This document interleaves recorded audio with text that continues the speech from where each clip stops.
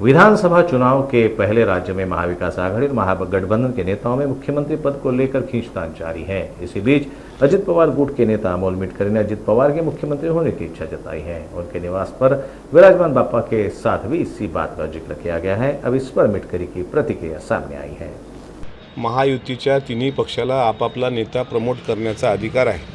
माझ्या घरच्या गणपतीच्या देखाव्यात तुम्ही सर्वांनी दाखवलं की अजितदादा महाराष्ट्राचे मुख्यमंत्री व्हावे हे माझी भूमिका। चित्रा वाघ यांच्याकडे गणपतीचा देखावा आहे, त्यात देवेंद्रजी फडणवीस व्हावे हे त्यांची भूमिका।